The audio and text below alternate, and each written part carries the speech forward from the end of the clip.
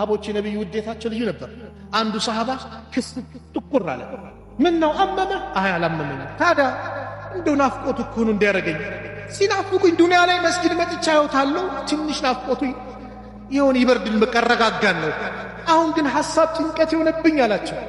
እንደው አኺራ ላይ ጀነት እንኳን አላህ ወፍቆኝ ከገባው የኔና የእርሶ ጀነት ደረጃው ስለሚለያይ አኺራ ላይ እንዴት ልሆን ብሎ አሳሰበኝ እኮ አላቸው። ያ አላህ ነብዩ ዝም አሉ። ቁርአን ወረዳ። አላህ መልእክተኛውን የሚታዘዝ የአላህና የመልእክተኛውን ትእዛዝ የሚያከብር ከነሱ ነው የሚል የቁርአን የአላህ ወረደ። ውዴታዬ ከማለት ማንን ነው የምወደው? ዛሬ ማንን እያፈቀርኩ? ወጣቶች አደራ ጊዜያችሁን ተጠቀሙ። ወላሂ ሰው ዛሬ ለማይረባ ነገር ሰዓታትን ይጨርሳል። እንደው ቢላህ አለይኩም አላህ እኔን ተገዙኝ ብሎ እሱን ለመገዛት ከ24 ሰዓት ምን ያህል ሰዓት ይጠይቃል? ወላሂ በጣም እኮ ቢባል 1 ሰዓት ብቻ እኮ ነው። ኢሻ ለመስገድ 10 ደቂቃ ይፈጃል? 10 ደቂቃ በላይ ይፈጃል? መግሪብ 10 ደቂቃ በላይ፣ ዙሁር፣ ዐስር 10 ደቂቃ፣ ሱቢ 10 ደቂቃ። ስንት ደቂቃ? 50 ደቂቃ። ሌሎቹ ለሆነ ነገር ብለን 10 ደቂቃ ብንጨምር 1 ሰዓት።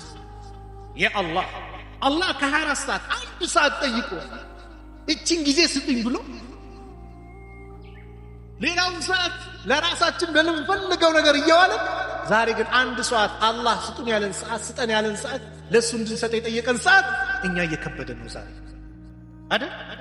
ቀድሞ መስጊድ ለመግባት ወላሂ እዚህ መቀማመጥ አልহামዱሊላህ በለው። አላህ ያደለው ነው። አላህ ያደለው ነው። ወላሂ አላህ ካላደለ መቀመጣችን በፊት ሱብሃንአላህ አዛን ከማሉ በፊት ይቀመጣል ሰው ዚክሩ ቁርአኑ። ዛሬ ከኛ እየራቀ መጣ። በበደል የሚበሉ ሰዎች ሆዳቸው ውስጥ የሚገባው እሳት ነው። በደልን መራቅ ከመበደል መበደል ይሻላል። አላህ ግን ሳንበድልም ሳንበደልም የምንሄድ እንዲያደርገን አላህን እንማጸነው። አላህ በዳዮች የሚሰሩትን ስራ የዘነጋ ነው ብለህ እንዳትገምት እንዳታስብ። ኢነማ ዩአኺሩሁም አላህ እኮ የሚያዘገያቸው ሊየውሚን ተሽኸሱ ፊህ አልአብሳር አይኖች የሚቀላዝቡበትን ቀን እየጠበቀላቸው ነው። አዎ ያ ቀን ሁሉም እንትን ይላል። በዳይ ፊራውን